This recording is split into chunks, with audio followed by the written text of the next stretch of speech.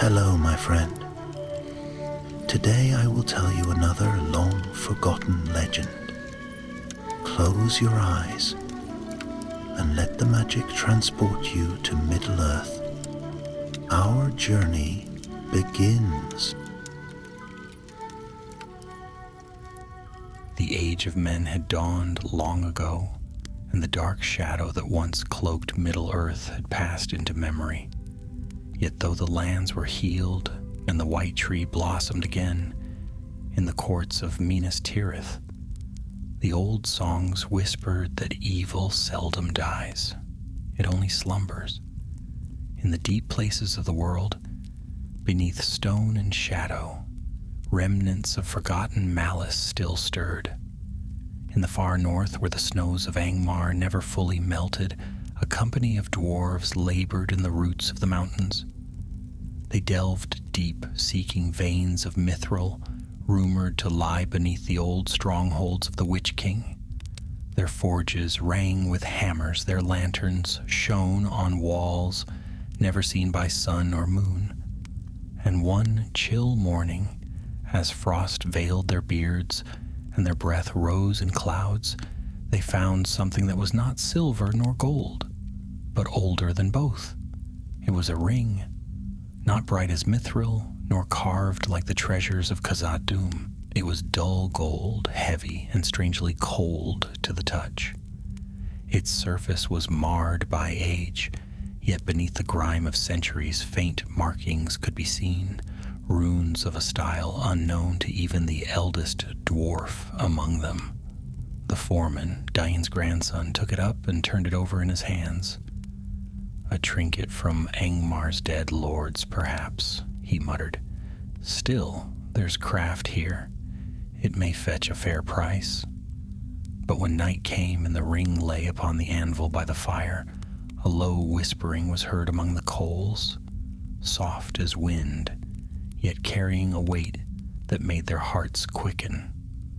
One dwarf swore he heard his name spoken. Another saw a pale glimmer rise from the metal, as if some buried fire stirred within. Fear took them then, and they cast it into a chest and sealed it tight. Yet none among them slept that night, for the whispers did not cease. They seemed to come from the very stones. Word of the finding reached Erebor by the spring thaw. Thorin Stonehelm, king under the mountain and son of Dain Ironfoot, was troubled by the tidings. For though the darkness had been banished, the dwarves of Durin's line remembered well what powers had once been wrought through rings. There were many made, he said, and not all were accounted for.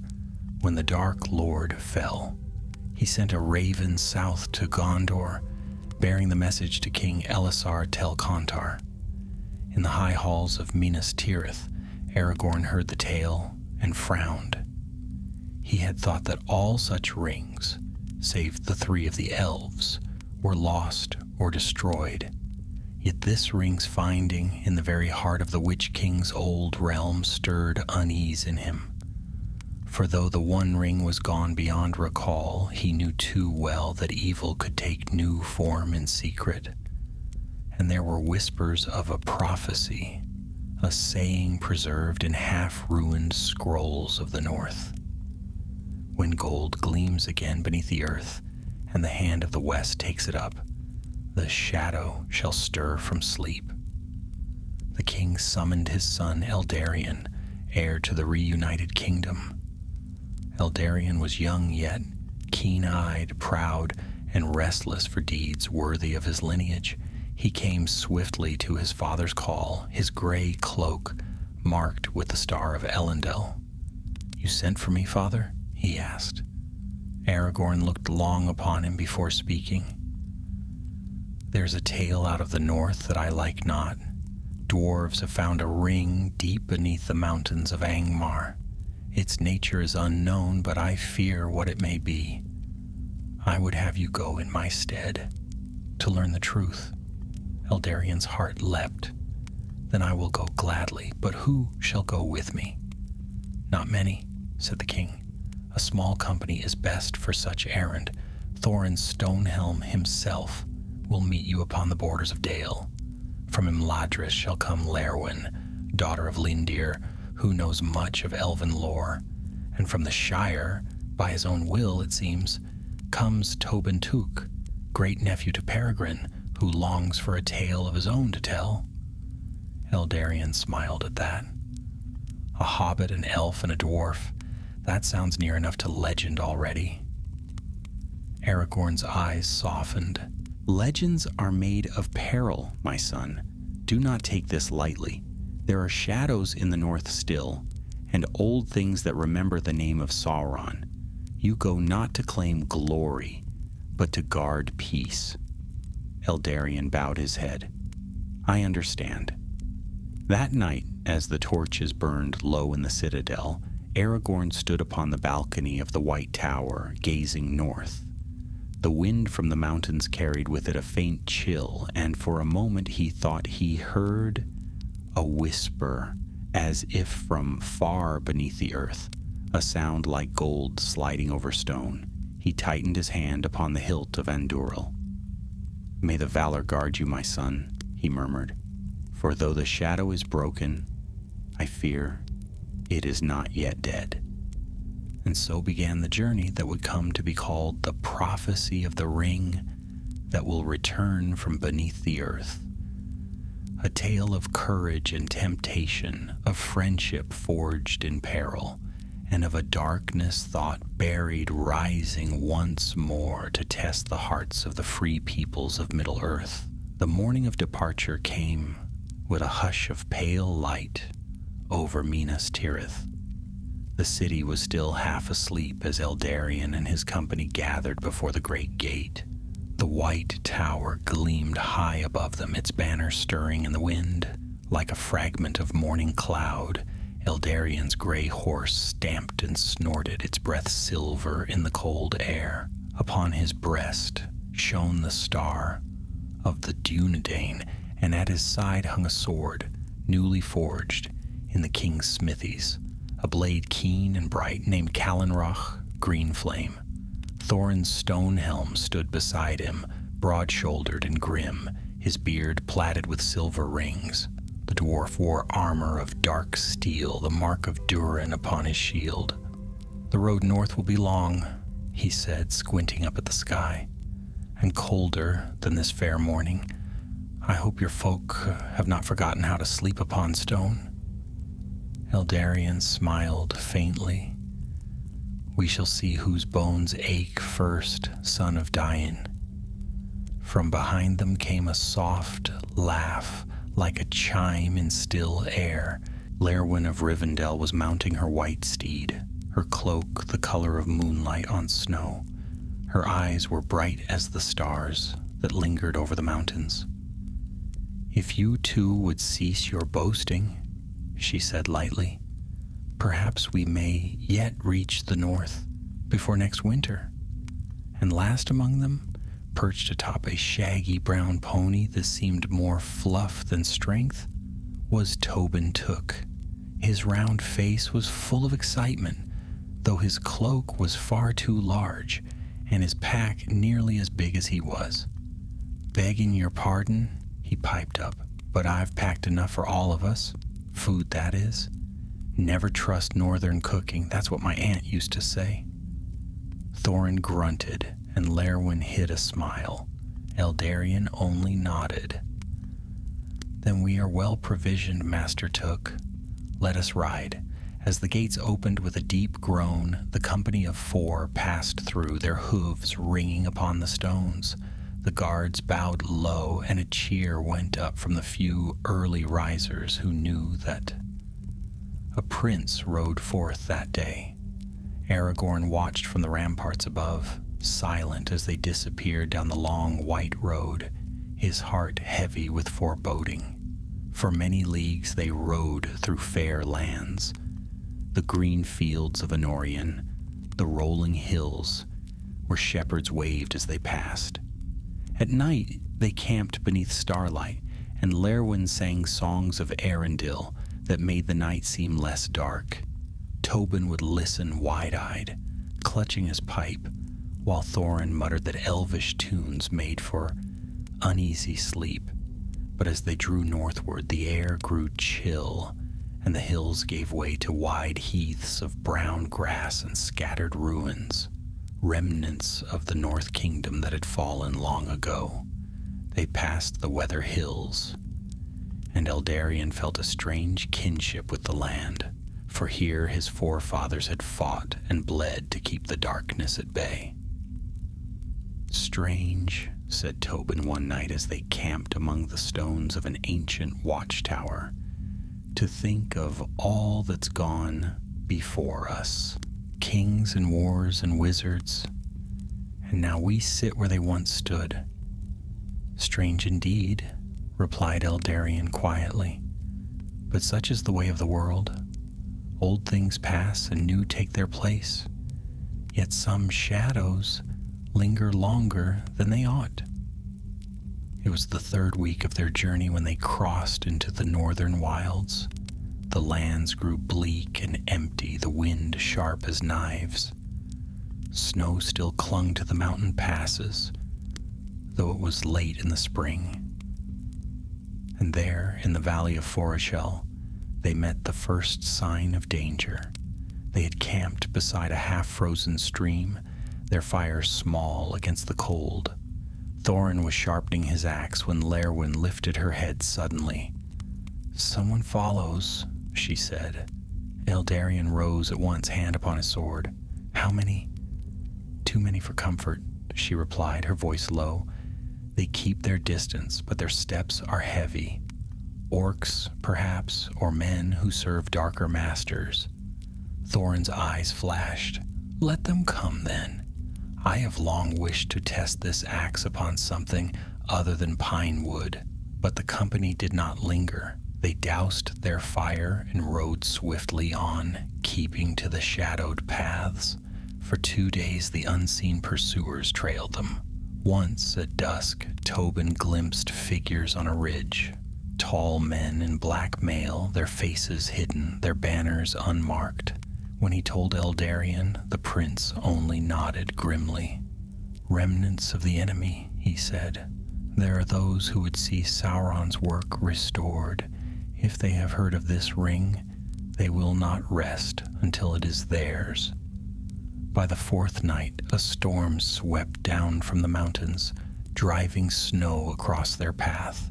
They took shelter in the mouth of an old mine, its stones blackened with age, the carvings of dwarves still visible on the walls. Thorin examined the markings with care. "These are of my people," he said, voice echoing. "An outpost of the Iron Hills, perhaps, long abandoned." They built a small fire and huddled close. Outside, the wind howled like wolves. Tobin shivered beneath his blanket. "Do you suppose," he whispered, "that this ring truly could be, the ring?" Eldarion looked into the flames. "No, the One Ring was unmade in the fires of Orodruin. Yet if this one bears any of its malice, it must not be left to fester. My father said that even the memory of evil can poison the hearts of men." Lerwin's eyes gleamed in the firelight. "Then we must learn what this ring is, and how it came to be unearthed.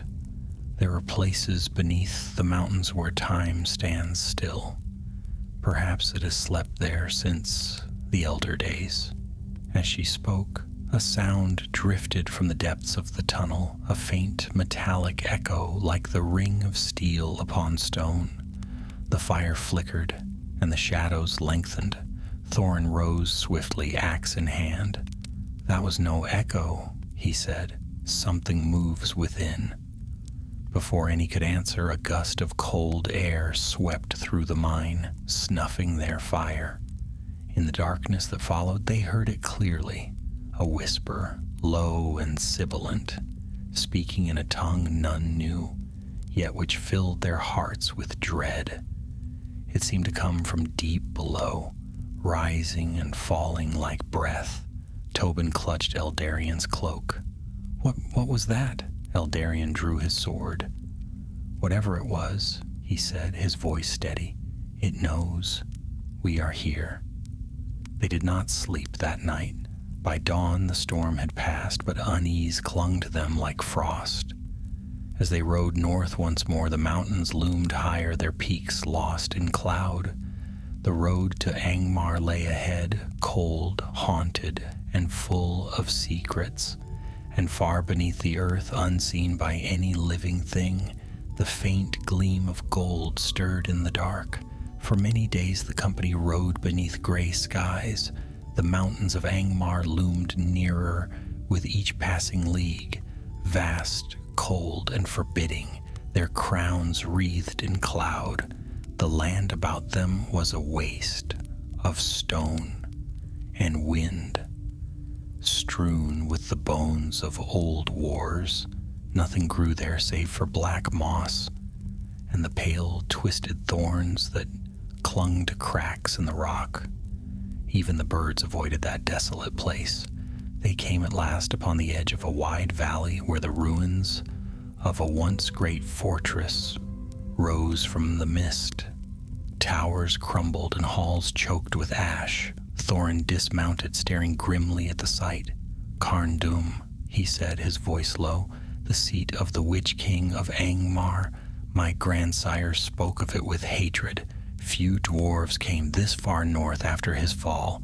Eldarian looked long upon the ruins. Though the Witch King was long destroyed, a heaviness hung over the place, as if the very air remembered cruelty. It is here the ring was found, he said. We shall find our answers within these walls, or our doom. Tobin swallowed hard, his small hands tightening on the reins. If it's all the same, I'd rather find answers. Dooms can wait for another day. Lerwin dismounted beside them, her eyes searching the shadows that clung to the broken gates. Be wary. The stones of Angmar have seen much blood. Evil seeps deep into the roots of such places. They crossed the threshold and entered the ruins. Their footsteps echoed on shattered floors. Fallen statues of kings, long forgotten, lay half buried in the dust, their faces worn to hollow masks. Once dark banners had flown from these walls, and armies had marched forth to conquer the north. Now only the wind kept vigil. Thorin led them down into the tunnels, beneath the fortress, where the dwarves of old had delved in search of ore and stone. The air was thick with the smell of age. Their torches cast long, trembling shadows on carvings that spoke of war and ruin. At last they reached a great chamber, its walls blackened with soot.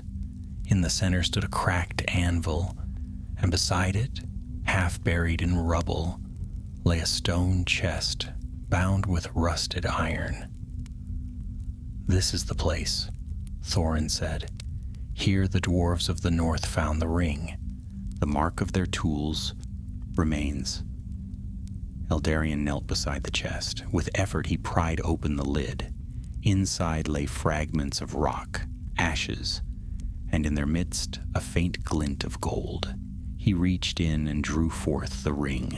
It was dull and darkened by time, yet as he held it aloft, the runes upon its surface flickered faintly as if waking from long sleep. The air seemed to grow heavier, pressing against their chests. Lerwin stepped forward, her gaze intent.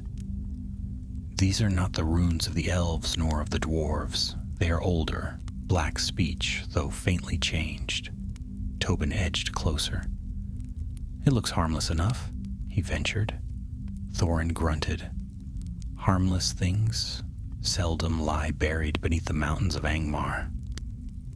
Eldarian turned the ring over in his hand. Whatever this is, it must be taken south, to be examined by those who know more of such craft. But even as he spoke, the runes flared brighter, and a whispering rose in his mind, a voice faint and cold. heir of kings, son of the West, you would cast me aside? He staggered, clutching his head. The others rushed to him, but he waved them back. The voice faded as quickly as it had come, leaving only a chill behind. It speaks, he said hoarsely. Not in words one can hear, but in thought. Lerwin's expression darkened. Then we must go swiftly. This place is not safe, and neither is what you hold. They left the chamber, sealing the chest behind them, though the ring remained wrapped in cloth within Eldarion's pack. Yet as they climbed toward the surface, strange sounds followed them, faint steps echoing in empty corridors, whispers that faded when they turned. At last they emerged beneath a pale moon. The fortress loomed behind them, silent and lifeless. But when they looked back, Lerwin alone saw movement upon the highest tower, a flicker like a shadow shifting against the stars. She said nothing, though unease gripped her heart. They camped that night among the northern rocks. Eldarion sat apart from the others, staring at the small bundle that held the ring. He felt the pull of it, even through the wrappings, a subtle tug, not of power but of promise. Visions stirred behind his eyes, armies marching under his banner, the realms of men united and unbroken, a peace forged not by faith, but by strength. He shook the thoughts away, breathing deeply of the cold air. The stars above shone clear and hard, indifferent to the struggles of mortals. He thought of his father and of the great burden Aragorn had borne, and he whispered, "I am not him. I will not falter." But the wind seemed to answer with a faint sigh, as if mocking him. Near dawn, Thorin roused them. "We are not alone," he said grimly. "There are tracks in the snow, men's feet, many of them. They come from the west and circle our camp. They broke camp in haste and took the northern pass, keeping close to the cliffs. By midday, black shapes appeared upon the ridges behind them, riders cloaked in darkness. The same who followed us before," said Lerwin. "They have found courage now." Eldarion drew his sword. "Then let them see what courage meets them in return." The riders came swiftly, their cries echoing across the barren hills. Arrows hissed through the air. Thorin's axe flashed, cleaving the first who came too near, while Lerwin loosed shafts of her own, each finding its mark. Tobin, though trembling, took up a small blade and darted behind Thorin, striking where he could. Eldarion fought at the fore, his sword blazing in the pale light. The ring burned against his chest as if alive, whispering, "Take me, and none shall stand before you." He felt its lure like fire in his blood. For a heartbeat, he nearly heeded it. Then he saw Tobin fall, knocked aside by a rider's blow, and all thought of power vanished. With a cry, Eldarion leapt forward, his blade shearing through black armor. The rider fell, and the rest broke, fleeing into the mist. When the last had vanished, the company gathered in silence. Tobin sat up, groaning, clutching his bruised shoulder. "I think," he gasped, "I've had quite enough of adventures for one morning." Thorin laughed, the sound rough but full of pride. "You fought well, little one. A took indeed." Lerwin turned to Eldarion. "The shadow hunts us more boldly now. Whatever that ring is, it will not let us go easily." Eldarion gazed northward, where the mists still swirled around the ruins of Carndum. He felt the weight of the ring in his pack and the echo of its whisper in his mind. "Then we ride south," he said. "We carry this burden to Gondor or to ruin, but we will not turn aside." And so they went on through the wild, the light of dawn breaking cold upon their faces, while far behind them, deep in the halls of Angmar, A voice that had not spoken since the elder days stirred once more and laughed softly in the dark. For 5 days the company pressed southward, their faces set and weary. The land grew no kinder. Bitter winds swept from the north, laden with sleet that stung their skin and numbed their hands. Each night their fire burned low, for fuel was scarce and the hills barren. Yet they dared not linger long in any place, for the pursuit behind them had not ceased. Often, in the gray distance, they glimpsed movement, dark riders, cresting ridges or shadows that slid from stone to stone. They followed always, yet never closed the gap. On the 6th night, they came to the edge of a vast ravine. A river ran below, swift and black beneath a crust of ice. The remnants of a bridge jutted from either side, a broken relic of the North Kingdom. Thorin studied it with a grim frown. "We cannot cross here," he said. "The stones are too weak, and the current will drag us under." Eldarion gazed into the dark water, hearing the rumble of the river echo between the cliffs. "We will follow it westward until we find a ford," he said. "The riders will not expect that." They made their way along the ravine's edge until the moon rose, pale and thin behind clouds. The ground dipped into a hollow, and there they found an ancient causeway half buried beneath snow. Its stones were worn and cracked, but the pattern of Dunedain craft still showed upon them. "An old road," Lerwin murmured, brushing the frost from a carved symbol. "From the days of Arnor, perhaps. Few have walked it since." "Then it shall serve us well," said Eldarion. "If our enemies follow, let them find only empty hills." They crossed at dawn, the horses stepping carefully across the icy stones. When they reached the far side, Thorin turned back and smashed part of the causeway with his axe. The last stones tumbled into the chasm, swallowed by the dark river below. "Let them try to follow that," he said, satisfied. For 2 days they rode without sight of pursuit. The wind softened and faint sunlight broke through the clouds. They passed into the foothills of the Etten Moors, where the snow gave way to patches of green moss and trickling streams. Yet peace was short-lived. On the 3rd evening, as they made camp beneath a stand of stunted firs, Tobin was gathering wood when he heard a soft sound behind him. A scrape of metal, a rustle of movement. He turned sharply, his heart pounding. Between the trees stood a man cloaked in gray, his face shadowed beneath a hood. "Peace," said the stranger, lifting his hands. "I mean you no harm." Tobin hesitated, then called for Eldarion. Within moments the company was gathered, weapons ready. The stranger stepped into the firelight, and they saw that he was tall and gaunt, his cloak torn by travel. His eyes were keen, though weary. "Who are you?" Eldarion demanded. "A wanderer," the man replied. "One who keeps watch upon the wild roads. My name is Eredor of the North." Thorin's brow furrowed.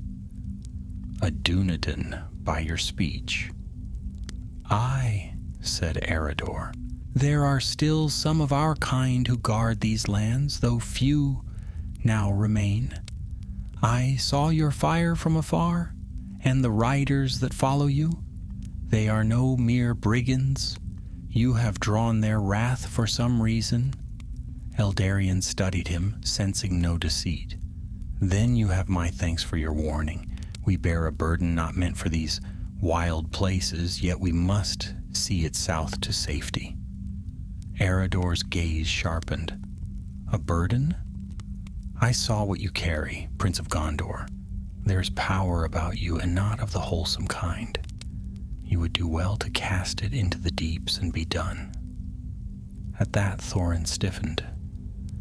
"You know not what you speak of, stranger. The dwarves of Erebor found the thing, and it is our duty to see it understood, not thrown away like refuse. Eredor's face darkened. Some powers are better lost than known. There are whispers in the north, rumors of a ring that should not be. The old prophecies stir again. When gold returns from under the earth, the darkness will seek its master. The words struck them silent. Eldarion felt the ring's weight like a stone upon his heart. "You have heard the same as my father did," he said softly. "Then the danger is greater than we feared." Before they could speak further, the horses snorted and stamped. From the darkness beyond the fire came the sound of horns, low, mournful, and close. Eredor drew his sword in one smooth motion. "They have found you," he said. "Make ready." Out of the night came the riders, 10 at least, cloaked in black, their armor glinting faintly. Arrows hissed into the camp. Lerwin sprang to the trees, loosing shafts with deadly precision. Thorin and Eldarion stood side by side, blades flashing. Eredor fought like a shadow himself, striking swift and sure. Tobin darted between them, scattering burning brands into the brush, setting small fires to blind the enemy. "Take that, you ghastly crows," he cried, though his voice trembled. The fight was fierce but brief. The riders, finding the company stronger than expected, drew back into the dark.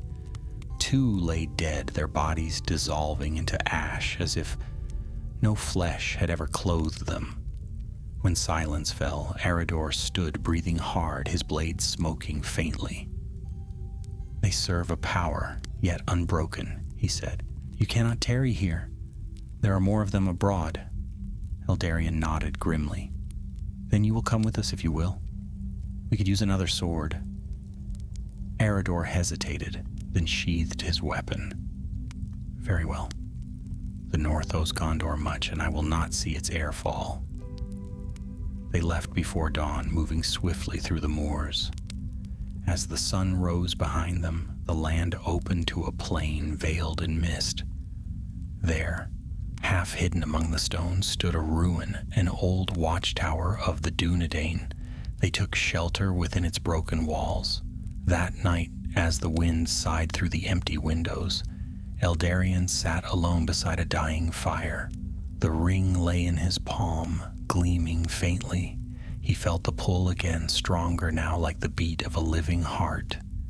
"You could end this," it whispered. "Take me, and the darkness will kneel." He clenched his fist, shutting it from sight. "No," he said aloud, "I will not be your master." From the shadows, Lerwin watched him with sorrow in her eyes. "The ring grows bolder," she said. "It knows its strength is returning." "Then we must be stronger still," he answered. But even as he spoke, a tremor passed through the stones beneath them, faint but certain, as though something deep below stirred in its sleep. Far away, in the frozen halls of Carn Dûm, a voice whispered to the dark.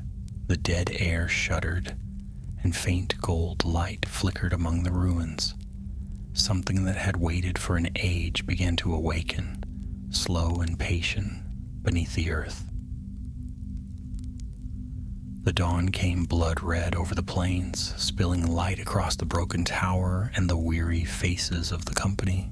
They rose in silence, each burdened by the same uneasy thought, that the ground itself had trembled beneath them, as if echoing some deeper unrest. The horses were restless, their eyes rolling white in the morning gloom, and even Thorin, who feared little, muttered uneasily of old powers that should have stayed buried. Eredor was the first to speak. "The moors are no place for rest," he said, buckling his sword belt tight. "The riders will hunt us still. South lies safety, but only if we reach the green hills before the next moon.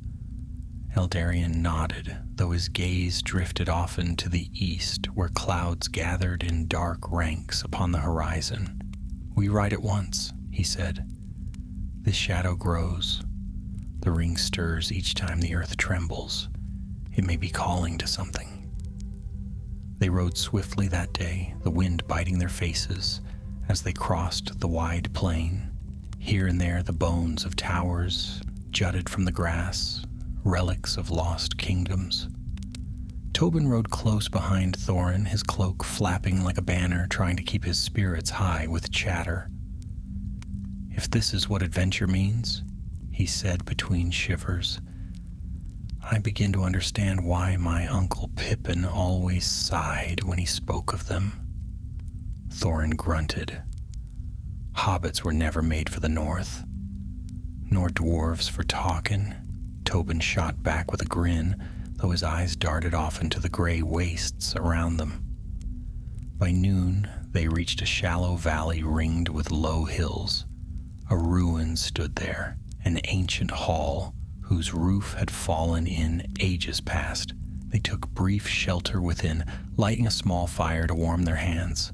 Lerwin's keen eyes wandered over the carvings that still marked the stone pillars. Men and stars, the signs of the old kingdom of Arnor. "It was a watch hall," she murmured. "The wardens once guarded these lands.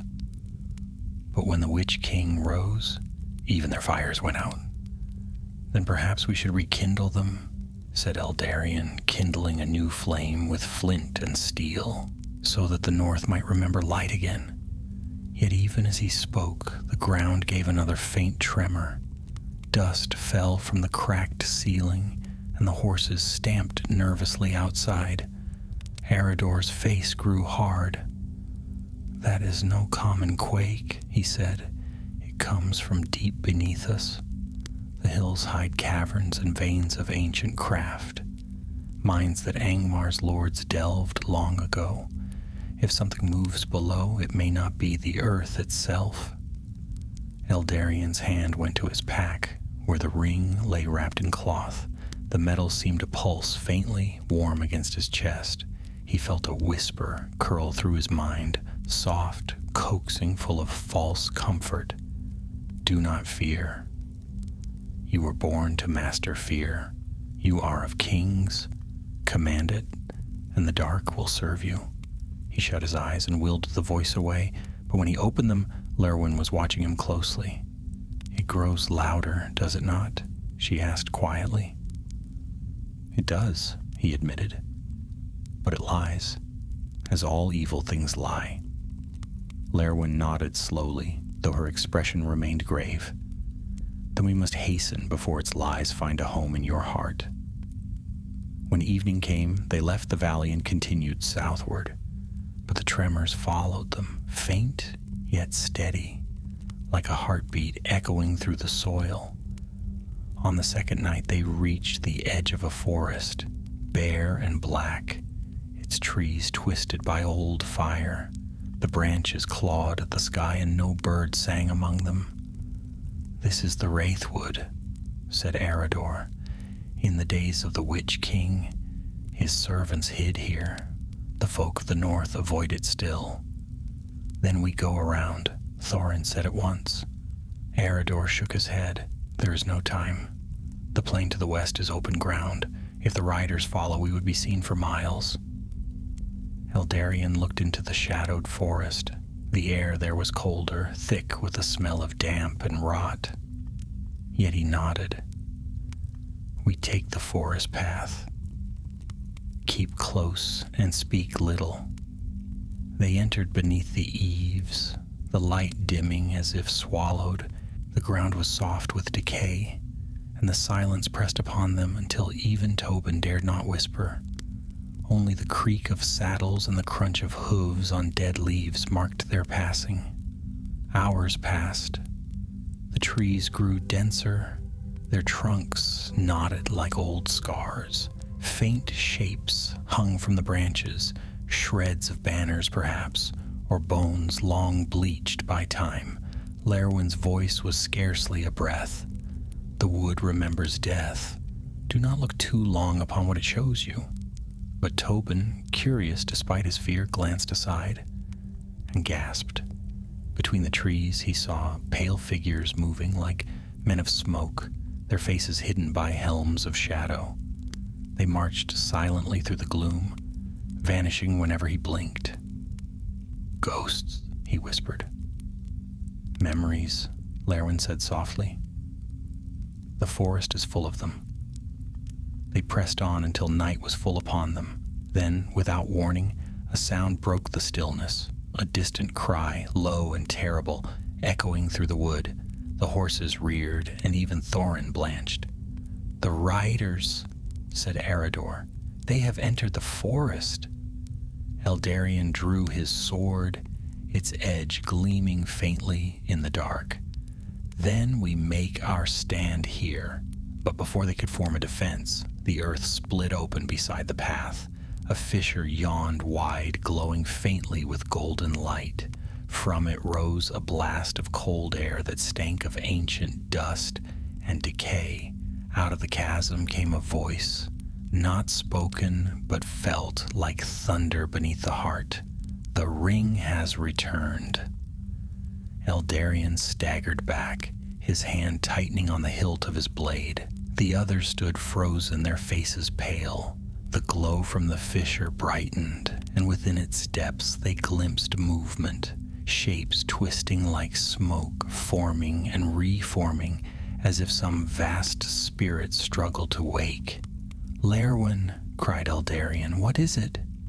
She did not answer at once. Her eyes were wide, her voice barely a whisper. "The prophecy is fulfilled. The earth itself yields to the will that once forged it. Something of the Dark Lord remains." The fissure widened. The ground shuddered violently, throwing them to their knees. From the chasm, a gust of wind surged forth, bearing with it a fragment of gold, the ring's twin in shape, though smaller, glowing with cruel light. It hovered above the pit, spinning slowly. Eldarion's own ring pulsed in response, tugging toward it like a magnet drawn to its source. He felt a pull deep within his soul, as if his will were being torn apart. "Take it," the whisper urged. "Join what was sundered. Complete the circle." "No!" he cried, forcing his arm back. "I will not be your vessel." Thorin seized him, shouting over the roar of wind. "Cast it away, now, before it binds you." But before Eldarion could move, the ground heaved again, and the golden fragment sank back into the earth.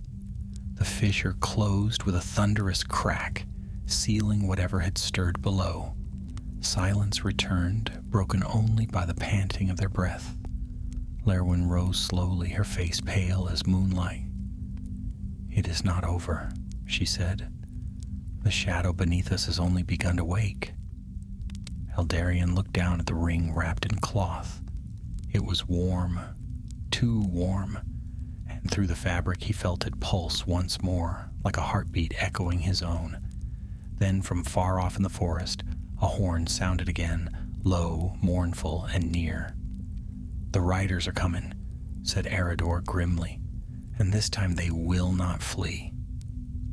The company gathered what strength they had left, the cold light of the dying moon falling upon their weary faces. Ahead lay only darkness, and whatever waited for them beyond the trees. Part 6. The dawn that followed was a dull, ash-gray thing that bled little warmth into the world. They left the Wraithwood in silence. No one spoke of the voice from the pit, nor of the golden light that had risen and vanished like a ghost. The forest had grown still again.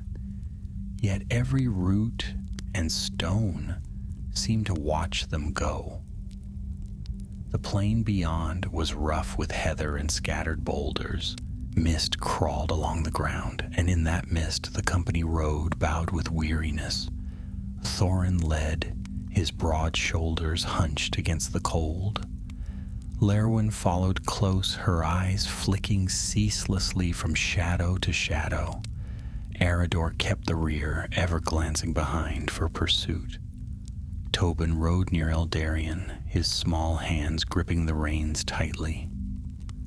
"If this be the north," he muttered, "then I think the south can keep its songs. I'd rather a warm hearth than all the gold under Angmar." Eldarion smiled faintly, but said nothing.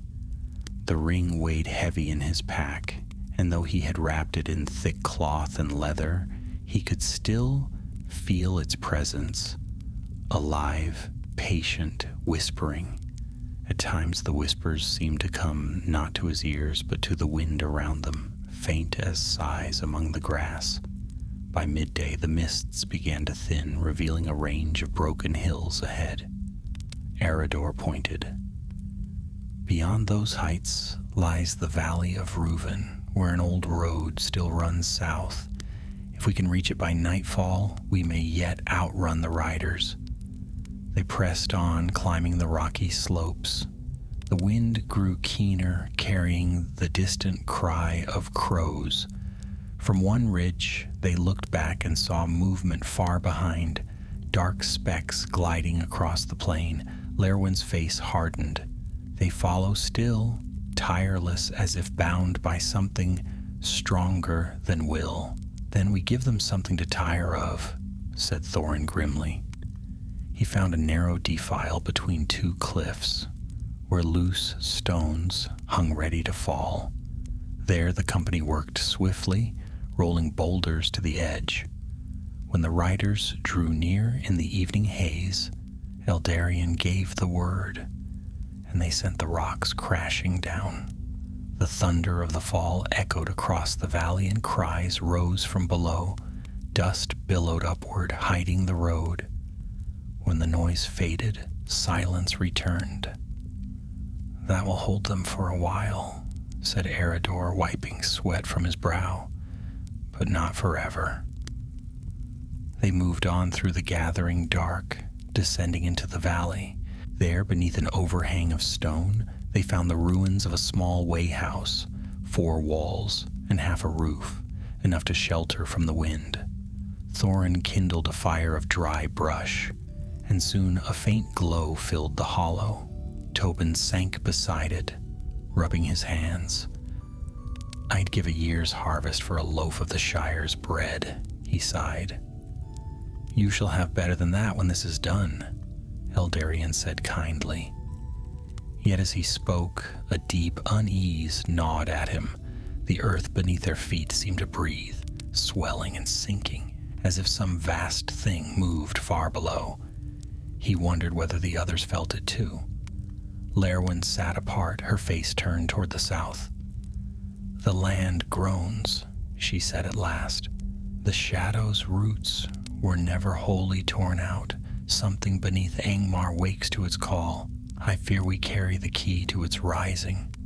Eredor stirred the fire. "Then we must keep that key from turning.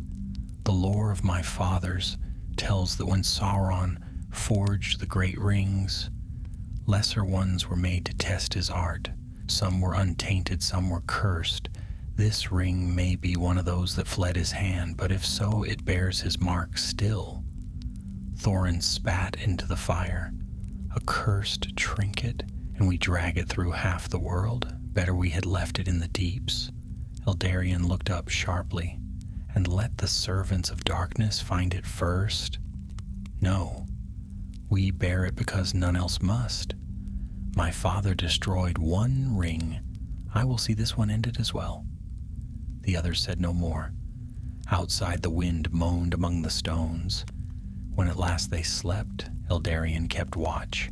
The flames burned low, and the ring's whisper came again, soft as breath on his ear. "You cannot end me," it murmured. "You are bound as I am bound. Son of kings, why flee the crown that is yours?" He clenched his fists until his nails bit the skin. "You have no crown," he hissed. "You have only chains." Yet even as he said it, a vision swam before his eyes. The white city crowned in gold, armies kneeling in unbroken peace, his father's throne gleaming brighter than the sun. It vanished as Lerwin stirred in her sleep, but its sweetness lingered, poisonous and strong. When dawn came, clouds rolled low and heavy. They rode again, following the old road through the valley. Around midday, they reached a stream swollen by mountain melt. Its water was dark and swift, cutting across their path. Thorin found a ford, but as they crossed, the current surged. Tobin's pony stumbled, and the hobbit cried out as he slipped from the saddle. Before the others could reach him, the river swept him downstream. Eldarion spurred his horse after him, plunging through the icy water. He reached Tobin just as the current dragged him toward a jagged rock. Grasping the hobbit's cloak, he hauled him up and fought his way to the bank. They collapsed together upon the stones, gasping. When Thorin and the rest came running, Tobin was already laughing weakly. "Well," he sputtered, "at least I've washed the dust of Angmar from me." Eldarion smiled, despite himself. "You have more courage than many men, Master Took." "Courage?" Tobin coughed. "Foolishness, more like. But it serves me well enough." They rested there only a short while before pressing on. As they rode, the land began to change again, rolling fields giving way to barren moor. In the distance rose a line of black hills, and beyond them a faint red glow pulsed against the clouds. Thorin frowned. "There are no fires in these parts?" "What burns there?" Eredor's face grew pale. "Not fire, fissures. The ground cracks where the earth stirs.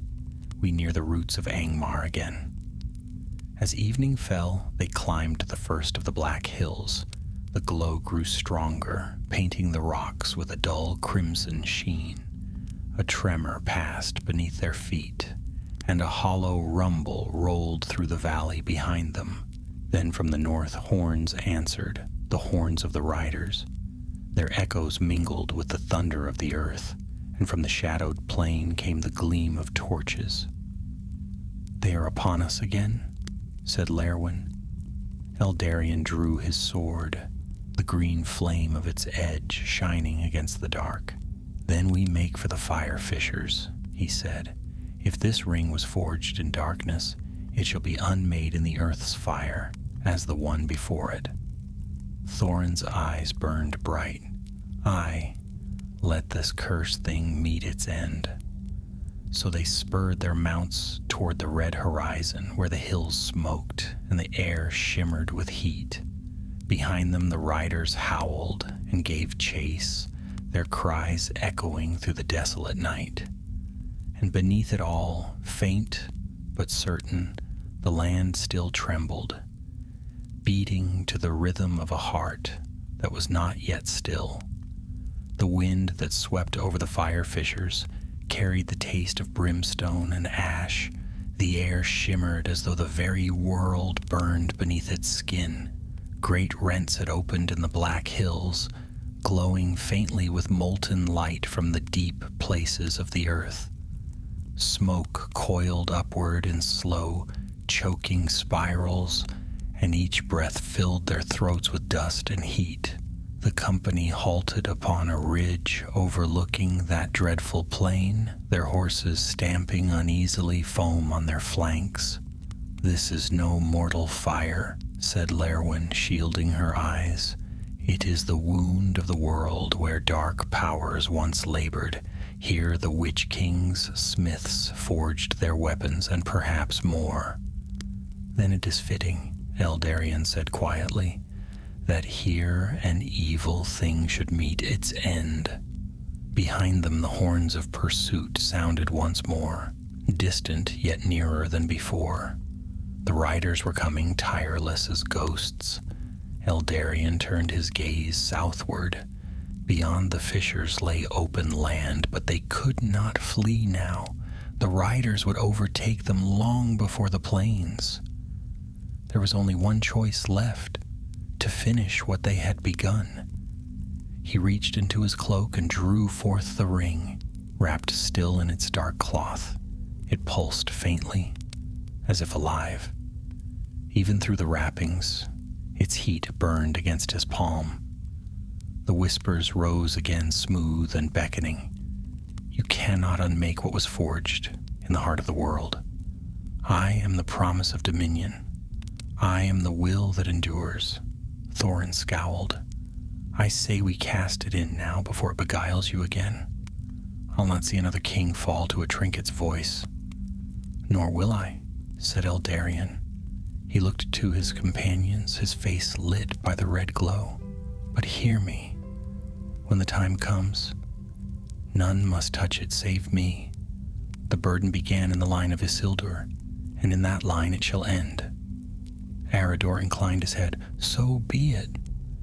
But we will stand with you to the last. They descended into the fissure valley. The ground beneath their feet trembled, hot and cracked. From below came the rumble of fire and the hiss of unseen steam. The very air quivered with power, ancient and unquiet. At the valley's heart lay a pit wider than a hall, its depths shining with molten fire, the same fire that had perhaps birthed this ring in forgotten ages. Eldarion stood before it, the ring gleaming now like a drop of living gold. It ends here, he said. But before he could move, a cry rose behind them. From the northern ridge poured the riders, dark and terrible, cloaked in shadow. Their leader rode at their head, his helm wrought in the shape of a crown of knives. His voice cut through the roar of the wind like steel on stone. Give me the ring of the earth, heir of Gondor. You cannot destroy what was made by the shadow. Eldarion's hand tightened on his sword. Then come and see. The riders swept down upon them. The battle that followed was fierce and terrible. Thorin met the first wave with his axe flashing, each stroke felling an enemy. Eredor's blade danced like lightning, cutting through the gloom. Lerwin's arrows sang, finding the gaps in armor, her eyes cold and bright. Tobin, small but unyielding, darted among the rocks, striking where he could. Eldarion fought at the center, his blade Callan rock blazing green fire. Yet as the battle raged, he felt the ring burn hotter against his skin. Each stroke of his sword seemed to echo with the whispers of the gold. Strike again. Take what is yours. End them, and none will stand against you. A shadow rider broke through the line, charging straight for him. Eldarion turned, his blade flashing, and with a single blow cleaved the rider's helm. The creature fell, dissolving into ash, but where it fell, a black mist rose, curling about Eldarion's feet. Within that mist a voice spoke, not from the air, but from within his mind. You are mine, son of kings. As your forefather failed, so shall you. Eldarion staggered, clutching the ring. He saw again the fires of Mount Doom, though he had never been there. The hand of Isildur taking the one ring, the face of his father turned away from its shadow. He saw himself crowned, his blade raised before kneeling hosts. For a moment he felt the sweetness of it, the glory, the power. Then he heard another voice, soft, distant, but real. Lerwin's voice calling his name. Eldarion, do not listen. He blinked, the vision fading. Around him his friends fought on. Thorin's arm was bleeding, Eredor's sword chipped and blackened. Tobin stood back to back with Lerwin, his small blade flashing bravely. They were holding but barely. Eldarion drew a breath. Hold them, he cried. I'll end it. He turned to the pit. The fire roared upward, fierce and wild.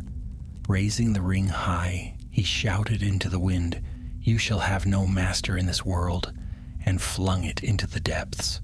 But the ring did not fall. It hung suspended above the flames, spinning slowly, its glow brightening until the valley itself shone gold. The ground heaved violently, throwing them all to their knees. From the fissure burst a pillar of light, and within it took form a figure, vague, shifting, wrought of smoke and flame. A face seemed to form, proud and terrible, crowned in fire. "You cannot destroy me," it thundered. "I am the echo of his will, the last breath of the Lord of the Rings. You carry his blood. Through you, I rise again." Eldarion felt his strength falter. The light pressed against him, suffocating, dragging at his spirit. Then Thorin's voice broke through the roar. "You are not your forefather. Stand, King's son." Lerwin's song rose then, clear, fierce, an elven hymn of unmaking. The light wavered, and in that moment Eldarion seized his sword. He thrust the blade into the heart of the glow, crying the name of Elendel. The green flame of Callanrock met the gold, and for an instant all the world turned white. When the light faded, the ring was gone. The fire in the pit burned low, its fury spent. The shadow had vanished, leaving only silence. The riders, bereft of their will, crumbled into dust upon the blackened earth. Eldarion fell to his knees, his strength drained. Lerwin came to his side, her hand upon his shoulder. "It is done," she said softly. "The prophecy is fulfilled. The ring that returned has returned no more." Thorin wiped the soot from his axe and let out a long breath. "A fine piece of work for such a cursed day," he muttered, "but I'll be glad never to see gold again." Eredor looked upon the dying fires. "It is strange," he murmured. "The shadow has been broken, yet the land will bear its scars. Perhaps it must, so that we remember." Eldarion rose slowly, his eyes upon the glowing fissures. "Scars remind us that we have endured," he said, "and that light, though buried, will always return." As the night deepened, the fires of the earth began to fade. The company stood together, weary but unbroken, watching as the first stars kindled above the dark hills. Far off, the wind carried away the last breath of ash, and with it the whisper that had haunted their steps was gone forever. So ended the last echo of Sauron's craft, and the prophecy of the ring that would return from beneath the earth was fulfilled in fire and courage. Yet even in the hush that followed, Eldarion knew peace must be guarded as fiercely as it is won. For evil, like fire under stone, sleeps long but never dies utterly. For a long time after the fire's roar had died, the company stood in silence, listening to the low sigh of the earth. The fissures no longer glowed, yet faint heat still rose from the cracks, and the air smelled of metal and rain. Ash drifted through the stillness like gray snow. Then at last, Thorin let his axe fall against the ground with a hollow clang. "By Durin's beard," he muttered, "I thought the world would split apart. Is it truly ended?" Eldarion gazed into the pit where the flames had been. "It is ended," he said, though his voice was weary. "The ring is gone, its maker's will broken." Yet even as he spoke, he wondered whether anything so steeped in shadow could ever be ended completely. Lerwin touched his arm. "The fire has claimed it, and the earth is closed again.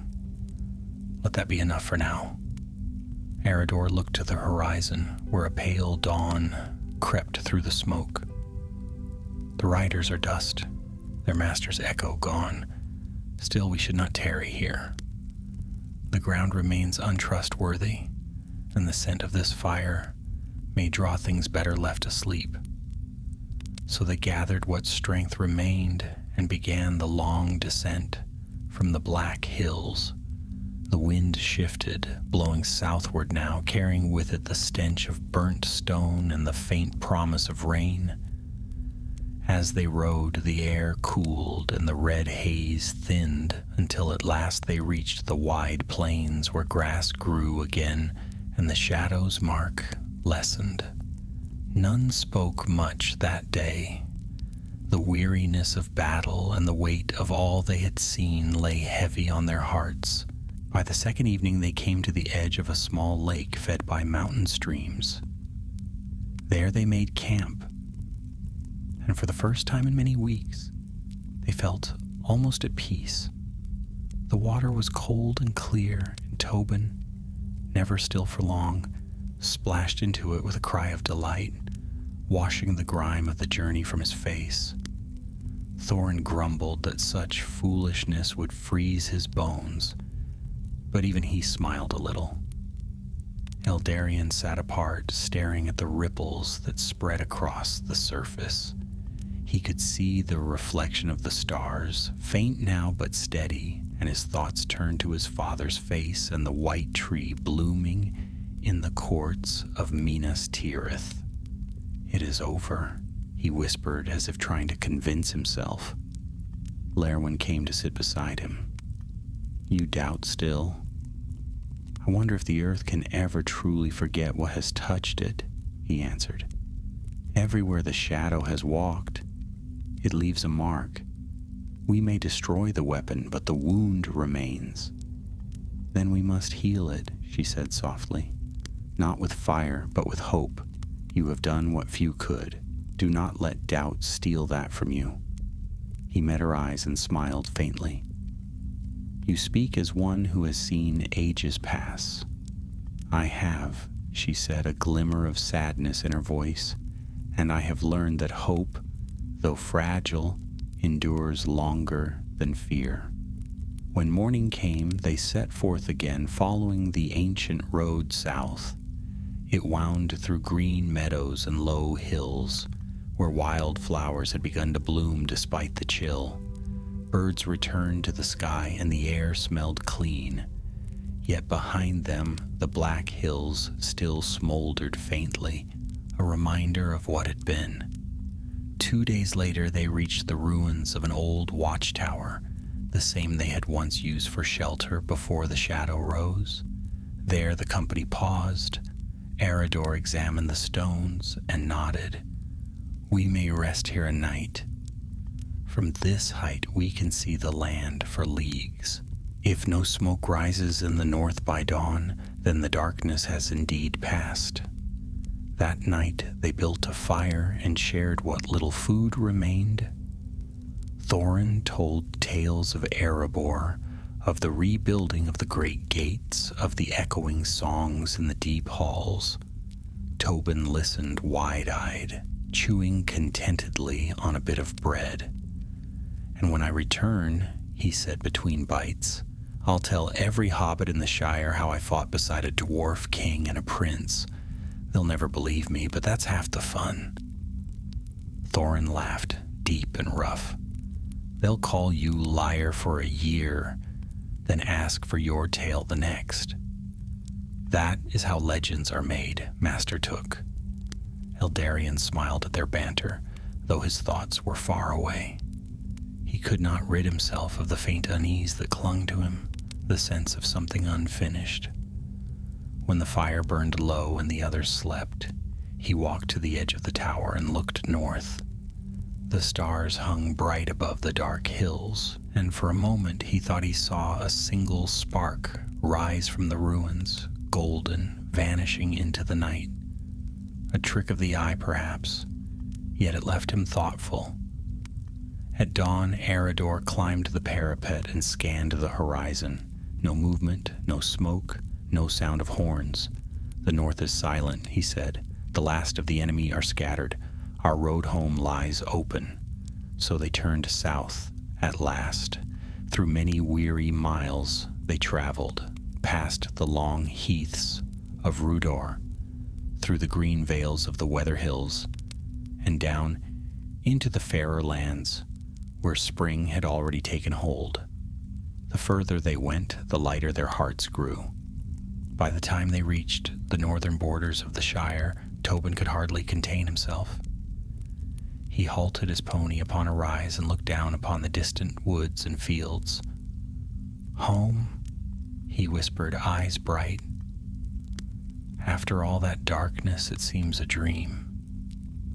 Eldarion laid a hand on his shoulder. "You have earned your homecoming, Tobin Took. Tell your tale, and tell it well. The world must remember even the smallest hands that helped to save it." The hobbit grinned. "Oh, I will, my lord. I'll have every child in Tuckborough dreaming of adventure before the year's out." They parted there at the Shire's border with many words of friendship and laughter. Tobin rode west toward Hobbiton, singing softly to himself, while the others turned east for Bree and the road beyond. At Bree they rested a night in the Prancing Pony, where the innkeeper gaped at the sight of a dwarf, an elf, and 2 tall men traveling together. "Reminds me of the old days," he said, shaking his head. "Strange company brings strange tales." From Bree they rode on to Rivendell, where Elrond's house stood quiet amid its waterfalls. Lerwin lingered there a while, for the elves of that valley were her kin, and they greeted her with joy. When Eldarion took his leave, she clasped his hand. "The line of kings endures," she said. "Guard it well, for darkness watches even from afar. But remember, light grows where it is tended." Eldarion bowed deeply, "And the light of the Eldar will never fade while hearts such as yours remain." Thorin and Eredor rode with him to the borders of Gondor. There they parted as well, the dwarf returning to Erebor, the ranger to his lonely watch in the north. At last, Eldarion rode alone across the Pelennor fields, where the towers of Minas Tirith shone white in the sun. When he entered the city, the people hailed him, for word had already come of his victory. Yet when he knelt before his father in the Hall of the Kings, he spoke simply. "The ring has been unmade, and the prophecy fulfilled. But the shadow's memory lingers still." Aragorn rose and placed his hand upon his son's shoulder. "Then we will guard against it, as we ever have," he said. "You have done what I could not, and proven that the blood of Isildur is redeemed."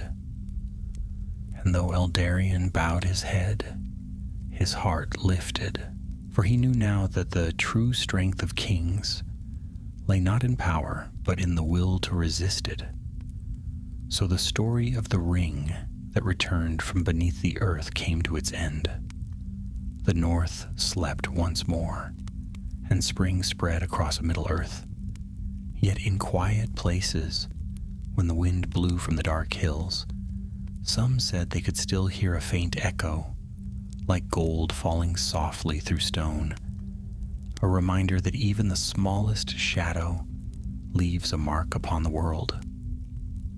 The years that followed were years of peace, though the memory of shadow lingered like the echo of a distant storm. The Northlands, once barren and haunted, began to breathe again. Green crept over the blackened hills, and rivers long choked with ash ran clear. The folk of Dale and Erebor reopened the trade roads, and the rangers who had hidden in the wild returned to their scattered halls. Yet among them there was one whose thoughts often turned to the fire fissures and the day the earth had spoken. Eldarion, son of Elisar.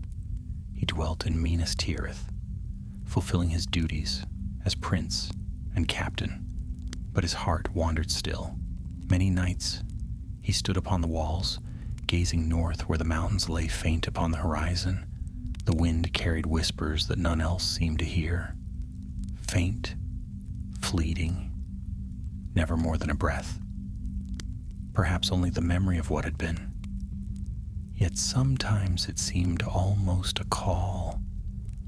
One such night he walked the quiet courts beneath the white tree. The moon shone upon its silver leaves, and the city lay sleeping, His father found him there, his gray hair glinting in the starlight. "You look north again," said Aragorn softly. "Even now, after peace has come." Eldarion bowed his head. "The land heals, but I cannot forget the sound of that voice, the one that spoke from the earth. I destroyed the ring, yet it seemed not dead but waiting. What if something of it remains?" Aragorn smiled faintly, though sorrow touched his eyes. "Evil cannot be wholly destroyed in this world, my son, yet it can be mastered and confined. Do not let fear give it life again." "I do not fear it," Eldarion said, "but I wonder what it means that such a thing could wake at all."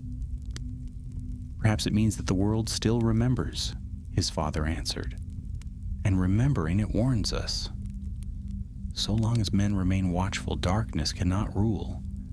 Forgetfulness, not shadow, is our greatest peril." They stood a while in silence until the bells of the city tolled the hour before dawn. Then Aragorn laid a hand upon his son's shoulder. "You have seen what few men ever will. Let that knowledge be your strength, not your burden. The world is wide still, and not all its songs are of sorrow." After that night, Eldarion took his father's counsel to heart. He turned his mind to the rebuilding of the North.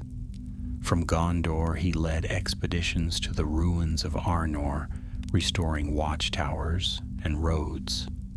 Rangers came out of hiding to serve him, and under their care the wilds grew safe once more. Yet wherever he went, he carried with him a small token, a shard of green glass from his broken sword, Callanroch, fused in the fires of Angmar. It was his reminder of what had been lost and won. Years passed, the white tree grew tall, its boughs heavy with blossom, and the reign of Elisar waxed in wisdom and peace. Yet time moves ever onward, and even kings cannot stay its hand. When at last Aragorn laid down his crown, Eldarion took it up with reverence. So began a new age for the reunited kingdom, one of quiet strength. But the tale of the ring's prophecy was not wholly forgotten. Songs were made of it in the north, of the prince who faced the shadow of Angmar and the companions who stood beside him.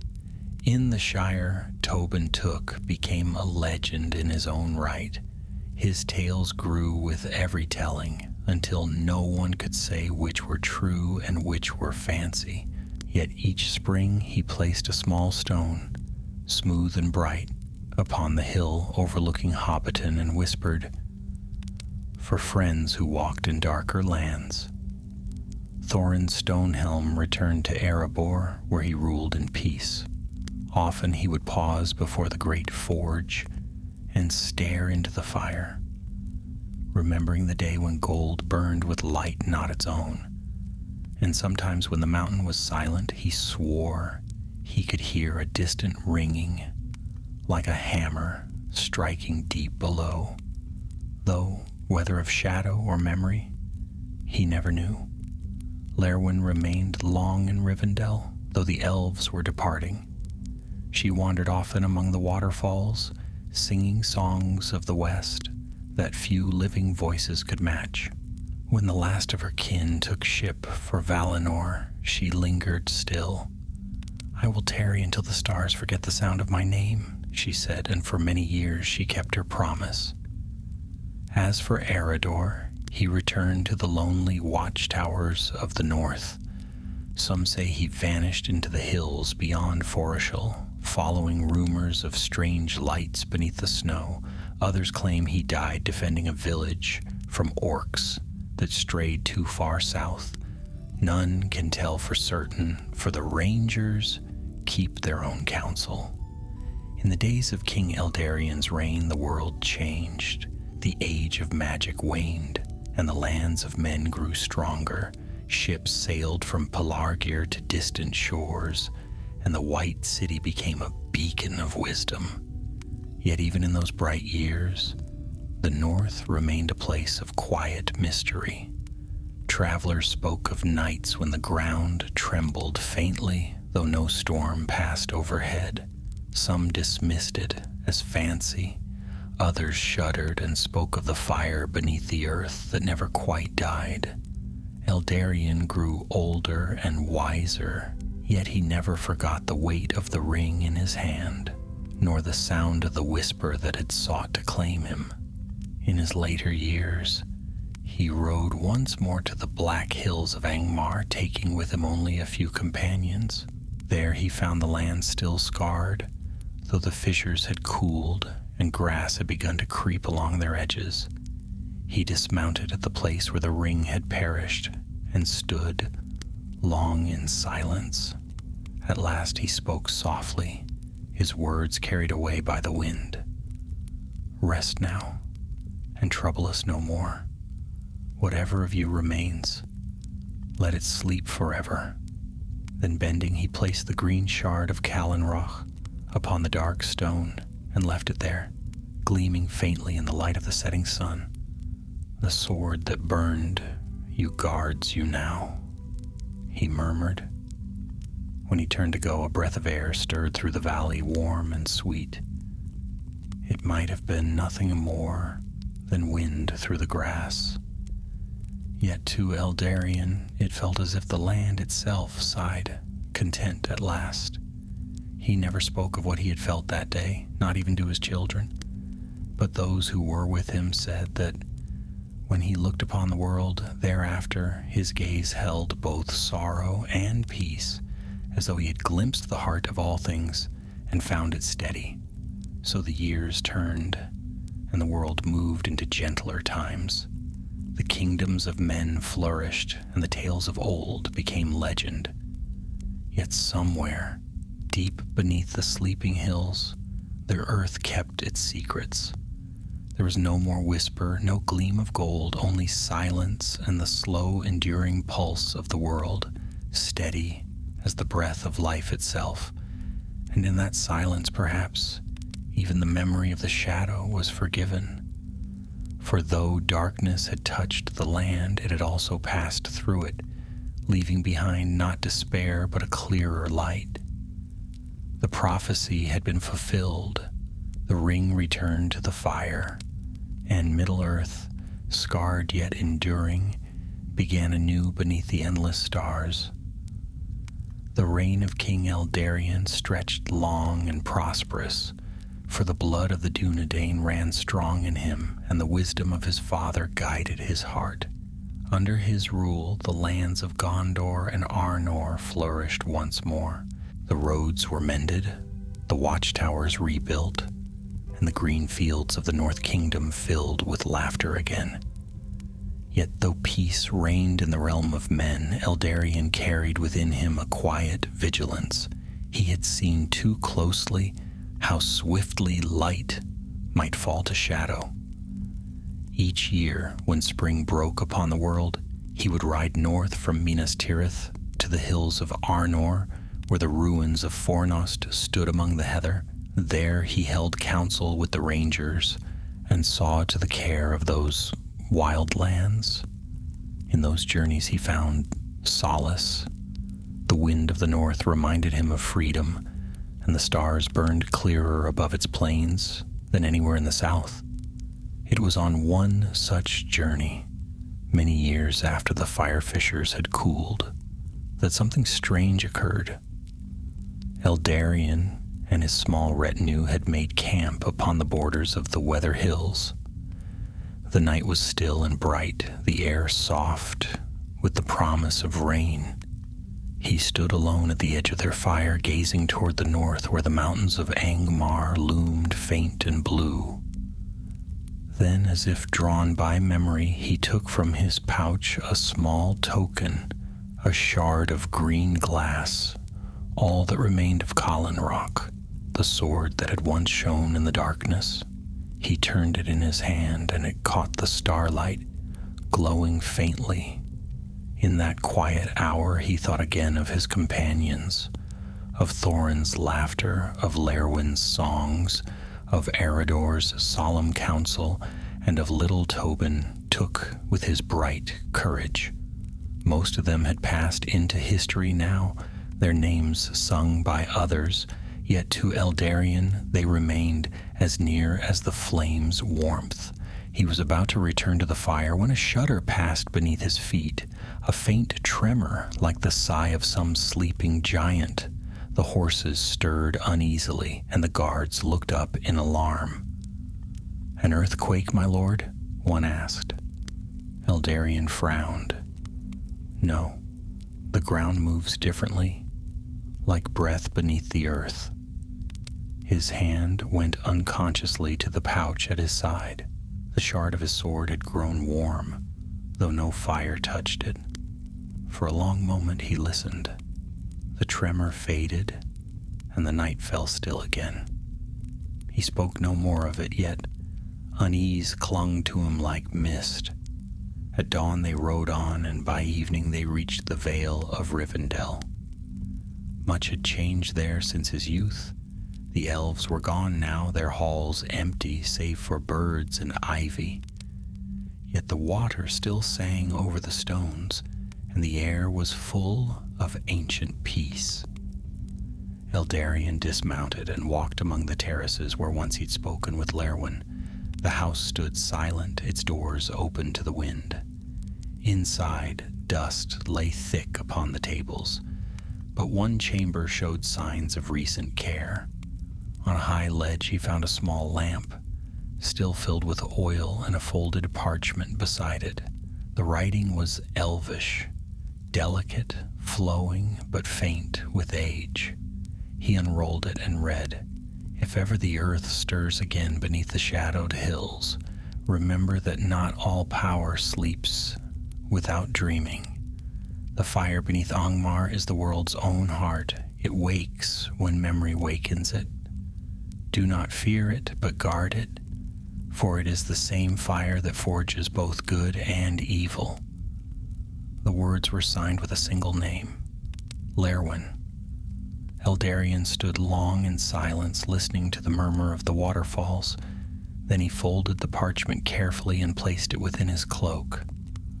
"So," he murmured, "not all that burns beneath the earth is dark." When he left Rivendell, the air was heavy with the scent of rain. Storm clouds gathered over the misty mountains, and thunder rolled faintly across the valleys. His company pressed southward, but by nightfall, they were caught in a deluge. The wind howled among the rocks, and lightning split the sky. They found refuge in a shallow cave near the Bruinen's ford. The storm raged through the night. At times the thunder seemed to echo from beneath them rather than above.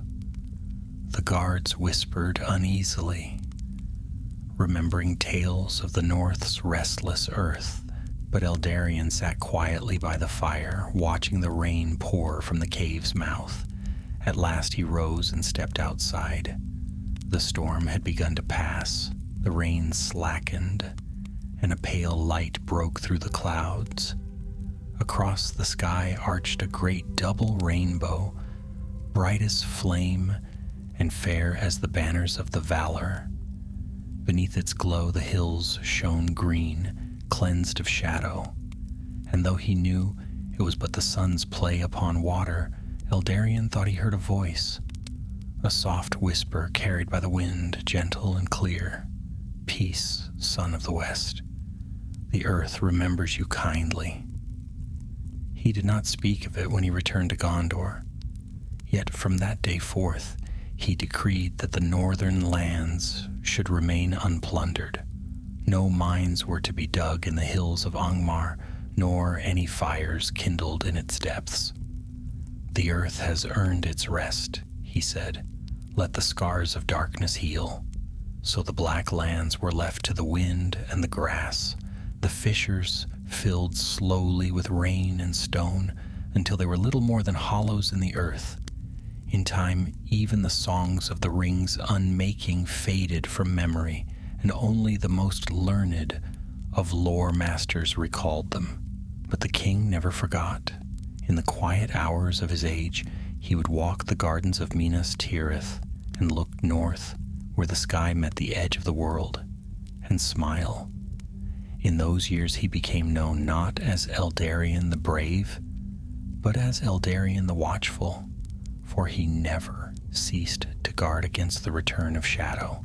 Yet none came, the kingdoms flourished, the children of men spread far, and the fourth age ripened into peace.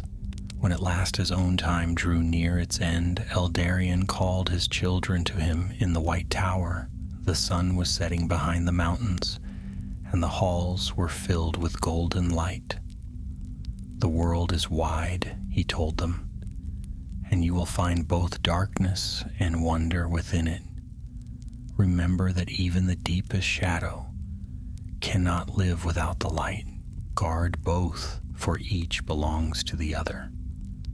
After his passing, the crown of the reunited kingdom was set upon his son's brow, and the line of the kings endured. Yet among the people, the tale of Eldarion's journey to Angmar lived on. In the north, they still spoke of the night when fire rose from the hills and the earth trembled with prophecy. And when the wind blew from those distant lands, it carried with it the faintest murmur, neither threat nor warning, but a memory, soft as the whisper of gold falling through stone. Thus ended the age of the ring that returned from beneath the earth. The shadow slept, and Middle-earth, weary but unbroken, turned its face once more to the dawn. The years deepened like calm water, clear and still. In the halls of Minas Tirith, the echo of King Eldarion's steps grew softer with age, yet his eyes, bright and steady, kept the fire of the West alive. His reign was long, marked by peace and wisdom, and the realm prospered under his hand. But though the land thrived, he felt the slow turning of time like the tide against stone. The days of great deeds had waned, and the age of quiet stewardship had come. He often walked the high gardens in the evenings, where the white tree spread its branches above the city. The flowers of its bloom gleamed in the dusk like pale stars, and the wind that passed through its leaves carried a low, silver murmur, as though it too remembered the music of older worlds. There, amid the stillness, Eldarion would think upon the long years, the battles fought and the burdens carried, the companions whose voices had faded into legend, and sometimes he would wonder what became of their spirits. The dwarf who sang to the echo of his hammer, the elf who lingered beneath the falling stars, the ranger who vanished into the mist, and the hobbit who returned to fields and laughter. One such evening, as twilight deepened, Eldarion felt the faint tremor beneath his feet. The same subtle shiver he had known in the north long ago. He turned his gaze toward the horizon, where the mountains were dim against the dying light. There was no fear in him, only a strange sense of kinship, as though the earth itself greeted him once more. He spoke softly into the wind. "Peace, old friend. Rest easy now. The shadow will not return in my time."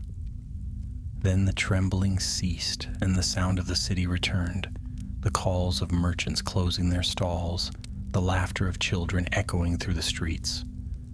Eldarion smiled faintly.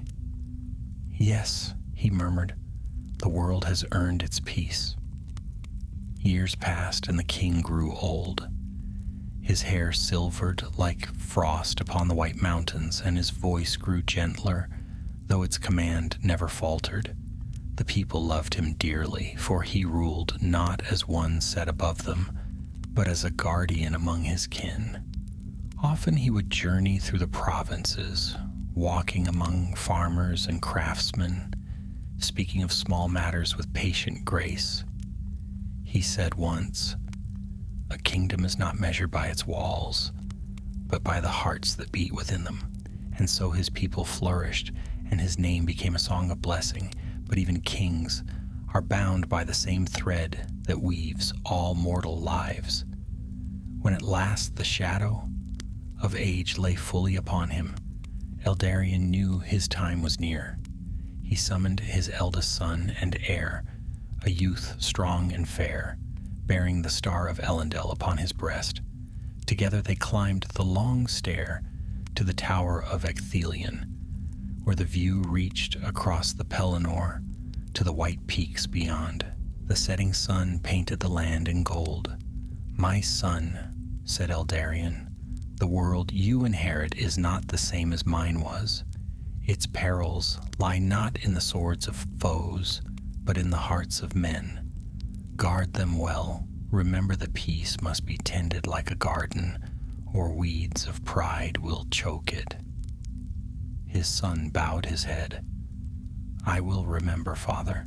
You have shown us the way." Eldarion smiled. "The way is never one man's alone. It is made by many feet and many hearts. Walk it with humility, and it will not fail you." When the last light faded from the mountains, he placed his crown in his son's hands. "Take it now. My watch is ended." That night he lay upon the bed of his fathers, surrounded by silence. No grand speech passed his lips, nor any lament. He looked once through the open window at the stars and whispered a single word: "Hope." Then he closed his eyes, and the long labor of his life was over. In the days that followed, the city mourned. Yet their mourning was bright, for they remembered him not in sorrow, but in gratitude. Bells rang through every level of Minas Tirith, and from the farthest reaches of the realm riders came bearing garlands of green and white. They laid them at the feet of the white tree, whose branches seemed to bow in the wind, scattering petals over the streets like snow. It was said that on the night of his passing, the northern sky blazed with a strange light, a pale golden shimmer that rippled like fire across the stars. In Dale and Erebor, dwarves halted their hammers to watch, and in the Shire, an old tale spinner paused mid-story, gazing at the heavens with quiet wonder. "He's gone to the west," Tobin's grandchildren whispered, though they knew not what the words meant. But the old folks nodded, saying only, "Aye, and the world is better for his passing as it was for his coming." In the years after, men spoke often of Eldarion's wisdom and courage, yet most of all of his steadfastness, the unyielding patience that had turned the last flicker of darkness into dawn. The bard sang that when he cast the ring into the fire, it was not only the gold that melted, but the very memory of despair. And though few living could remember that time, the song endured, winding through taverns and halls alike, growing softer with each generation until it became no more than a whisper, a story told beside the hearth. Centuries would pass. Empires would rise and fall, rivers change their courses, and the names of many kings fade into dust. Yet in the far north, where the grass grew over the silent hills, there would always remain a stillness, a peace so deep that even the wind seemed to tread lightly. Travelers who camped there sometimes spoke of a warmth beneath the earth, gentle and steady, as though the land itself were breathing. And if one listened closely, in the quiet hours before dawn, they swore they could hear a murmur like distant song, a mingling of fire and water, of sorrow and joy. The wise said it was only the world remembering. Others called it the voice of the king beneath the stars, keeping watch still, though his crown had long turned to dust. But those who loved Middle-earth simply smiled and said, "It is the sound of peace." So ended the tale of the ring that would return from beneath the earth, and the age of the kings of the West endured long and fair.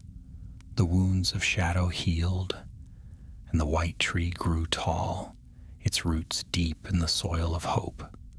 Above it the stars shone bright, and untroubled, and their light fell upon a world made whole again, proof that even in the darkest of ages courage and love may forge a peace that time itself cannot undo.